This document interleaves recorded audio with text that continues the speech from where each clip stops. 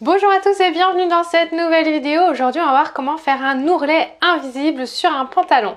Mais avant de commencer, vous pouvez télécharger ma boîte à outils de la parfaite couturière en cliquant dans le lien dans la description juste en dessous de cette vidéo. En cliquant sur le lien, vous atterrirez sur une page, vous entrez votre adresse mail et je vous envoie la boîte à outils directement dans votre boîte mail. Donc comme je le disais en introduction, nous allons voir comment faire un ourlet invisible. Donc par exemple sur ce pantalon là, donc c'est sur le pantalon que je vais vous montrer, ça donne ceci, c'est un ourlet totalement invisible, c'est-à-dire qu'on ne voit pas la couture comme on pourrait le voir sur certains autres ourlets. Donc je vais vous montrer ça étape par étape. Alors la première chose à faire, vous voyez comme ceci, donc moi c'est un pantalon du commerce, c'est de découdre tout ça, de découdre tout le pied pour se mettre à la bonne longueur. Donc moi j'ai une petite épingle qui me permet d'avoir la bonne longueur, mais comme j'ai déjà fait l'autre côté avec l'ourlet invisible, je vais prendre exactement la même longueur. Donc vous allez découdre avec un découpe-vite et donc vous allez juste prendre les fils et couper les fils jusqu'à ce que le pantalon soit totalement décousu jusqu'au bout et avoir la longueur totale. Voilà, donc ça se découd très rapidement sur le mien. Vous voyez, donc du coup j'ai tous les traits de l'ourlet précédent. Donc ce que je vais faire, c'est prendre le fer à repasser et venir en fait bien repasser tous les traits comme ça, hop, ils disparaissent bien. Moi je repasse en même temps le pantalon pour qu'il soit bien droit. Et c'est là qu'on va venir en fait plier. La première pliure qu'on va faire, c'est à l'endroit de l'ourlet, vraiment à l'endroit où on veut que l'ourlet soit fait. Donc là, vous voyez sur mon pantalon, je vais avoir vraiment beaucoup de tissu. Parce que la longueur de mon ourlet c'est à peu près ça, voilà, donc je vais avoir beaucoup de tissu.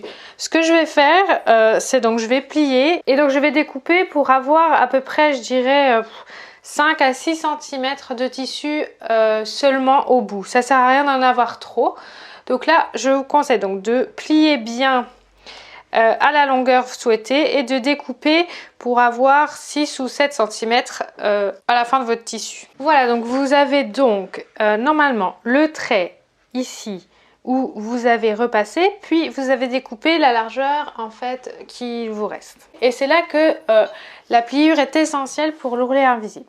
Ce que vous allez faire, c'est donc plier en fait, donc si je le redéplie, vous allez plier le tissu, voilà, en deux.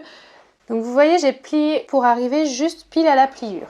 Et là, pile ou juste un peu après, hein, c'est pas grave si ça fait comme ça, c'est pas grave non plus. Vous pouvez donc plier ça et vous allez repasser. Vous repassez pour bien marquer le trait. Alors là, vous repassez d'un côté, mais vous pouvez tourner le pantalon pour être sûr que derrière, ça soit bien fait aussi. Et vous repassez bien correctement.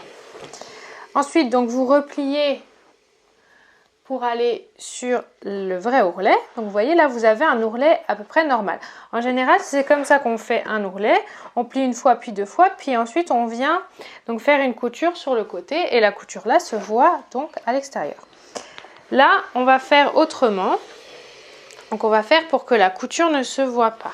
Donc là maintenant, vous avez fait ça, vous allez venir en fait replier l'ourlet à l'intérieur comme ceci, mais en tenant le pantalon. Donc vous voyez en fait, je prends l'ourlet, je mets mes doigts à l'intérieur ici et je tiens le pantalon et je retourne l'ourlet ainsi pour avoir en fait la moitié de l'ourlet qui dépasse et la moitié de l'ourlet à l'extérieur. Donc je vais vous remontrer de plus près. Donc là j'ai l'ourlet qui est normal avec mes deux pliures de tissu.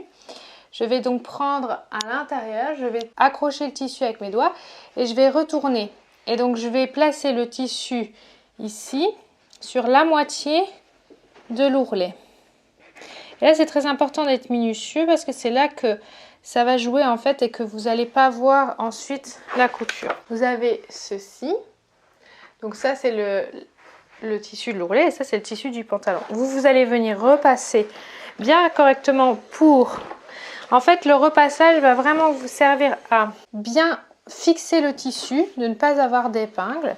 Et vous allez voir qu'avec le pied ourlet invisible, ça va aller tout seul. Donc vous avez le tissu du pantalon plus la moitié de l'ourlet. Donc si j'ouvre là, vous voyez, j'ai l'ourlet en fait qui est totalement fait. Et moi, donc je vais repasser. Donc ça c'est la préparation de votre ourlet. Maintenant on se retrouve à la machine à coudre. Alors nous voilà avec la machine à coudre.